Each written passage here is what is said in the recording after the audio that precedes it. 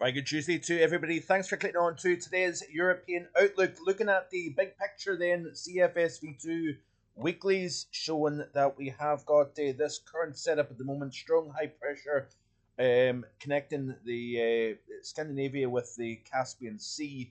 And generally once you start to pump heights within this region here, between those 2 points with another high over Alaska, you generally start to see these ridges hooking up, and that is exactly what we appear to be going towards as we move into the mid to longer term pattern. So you can see here, there's the two areas of high pressure starting to join forces, build over the top, forcing the trough to link up underneath here and then get pushed further south. So it looks as if we're going to that classic negative AO-NAO pattern, with the ridge initially starting off at Scandinavia and then back and retrograding west towards Greenland. That's the CFS V2. Let's have a look at the GFS ensemble. Same idea, 500 millibar height anomalies. We've got these two twin areas of anomalous high pressure. That is creating frictional drag within the stratosphere, forcing strong warming. Play through the loop here. You can see that the ridge initially fires up over the far north of Scandinavia. Very, very strong anomalies here.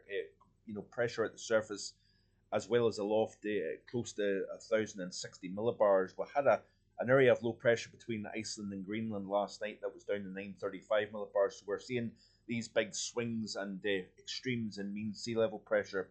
But there's that big positive anomaly here. Then, as you notice, we see another high refire to the north, moving back into the same position once again. But as we play through this loop and move towards the middle portions of the month, you notice that we're starting to reverse the height field, and all that positives are building over the Arctic region here, forcing the troughs to link up and get shoved southwards. So that's the kind of near to medium range, long term pattern, but also the large scale hemispheric wide view.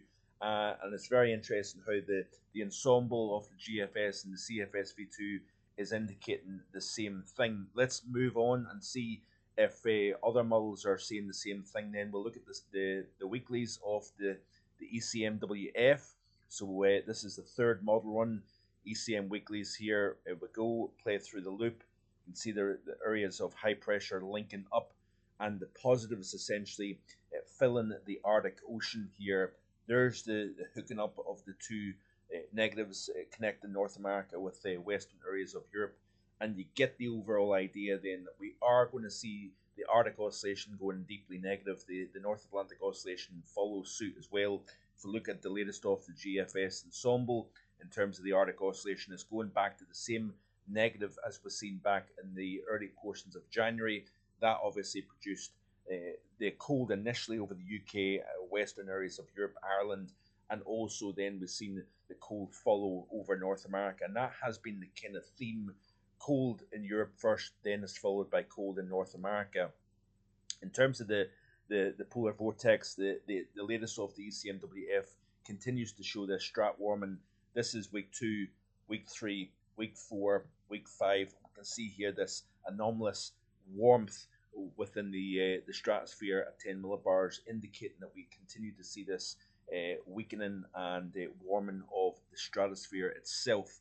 Moving on then, let's have a look at the European view. We'll look at the GFS, then we'll look at the ECMWF and see what it's indicating regarding the overview chart here then, and see the 850s, how cold are they looking off the latest models. I haven't actually looked at this yet, so we'll look at it together now, and if I can get to the right chart, it certainly always helps. So bear with me a second, and let's go to the overview chart. And obviously we've got this constant transfer of heat, these deep areas of low pressure into the 930s and millibars near Iceland. Got the strong high over Europe. We're transporting a lot of warmth between the low and the high up into the Arctic, and that is raising the height field over the Arctic itself, creating that negative Arctic Oscillation. There's the high then builds in towards the tomorrow and Thursday time frame, according to the GFS, 1046 millibars, not too shabby at all. Then it starts to get lifted even to stronger levels of 1051 millibars, up towards southern Norway, Sweden, connects up with a high over western areas of Russia. You start to see the lines of equal pressure, the isobars hooking up underneath the high. That then starts to transport cold air underneath. And it is a relatively gradual process. We've got this relatively cold Atlantic flow coming in at the moment.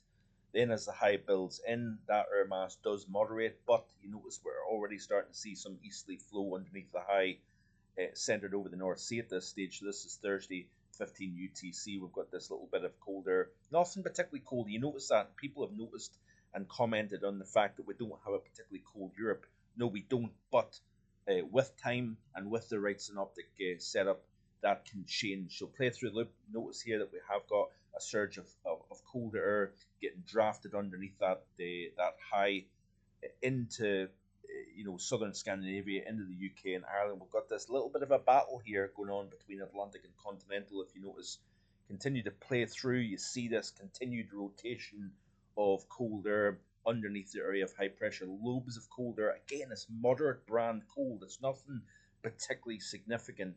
The GFS is waxing and waning a little bit in terms of the strength of the cold. Let's have a look at the back to the overview chart then, and we'll play through this loop. There's the high. It kind of fluctuates in terms of its position, strength, etc. But you can see here that generally speaking, we've got this high to the north of UK, Scandinavia, and we've got this cold easterly flow underneath that.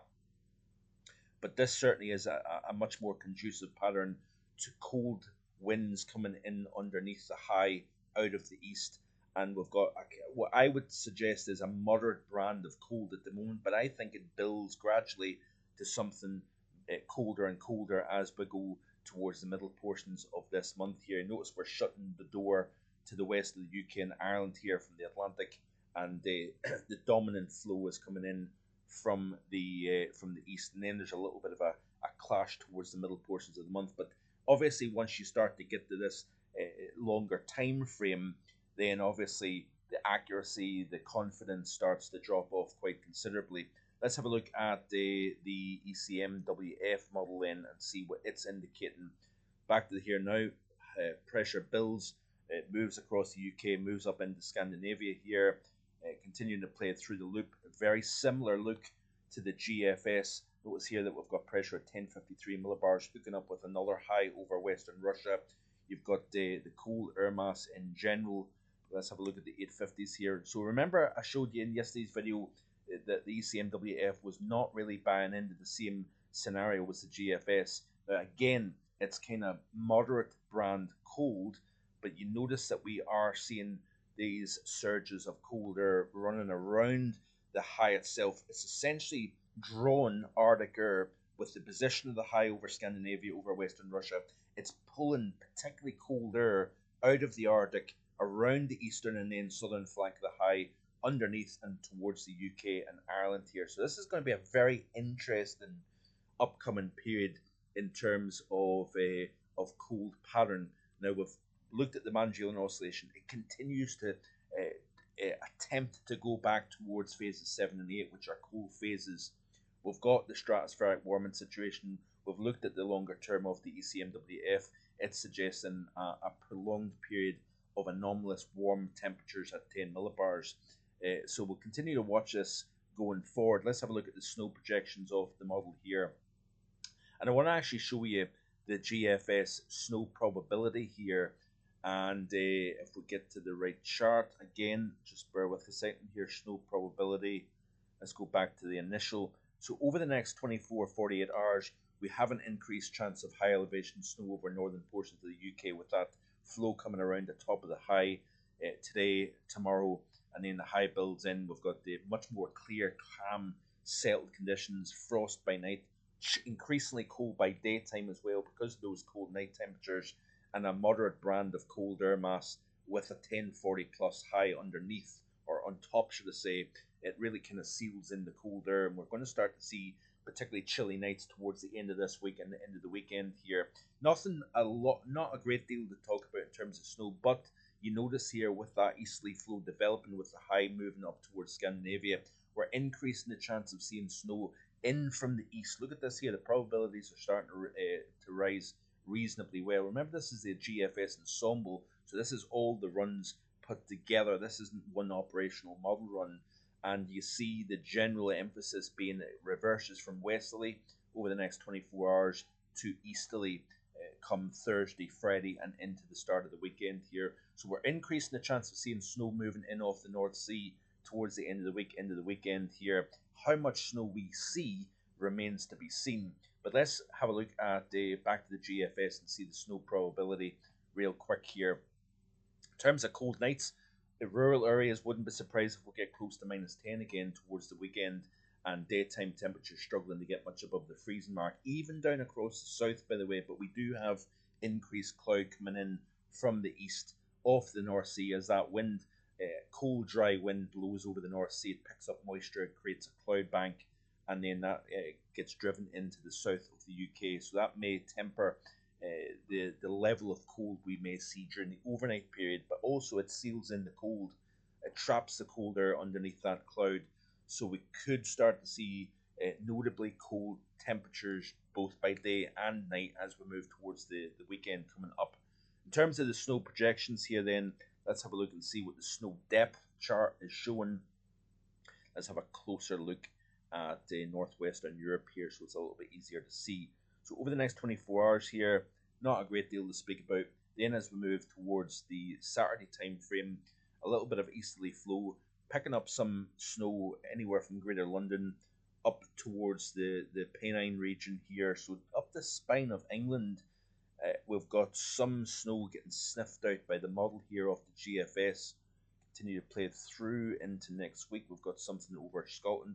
Not a great deal in terms of snow prospects anyway, all the way out to the 20th of the month or thereabouts anyway. Let's have a look at the ECMWF. I do think this will change, by the way, as we progress through the coming days. I think the modelling will start to pick up and a little bit more snow prospects coming in from the east. But again, it depends on how much moisture it can pick up off the North Sea. You notice here that we've got something sniffed out here, southwestern UK, Wales, western and central Scotland, for example, here, but nothing really to write home about. But we'll monitor this and continue to watch this evolve as we go through the coming days. That's it for today. Like and subscribe. Hope you're enjoying the content here 7 days a week on the channel. Enjoy the rest of your Tuesday. Bye-bye.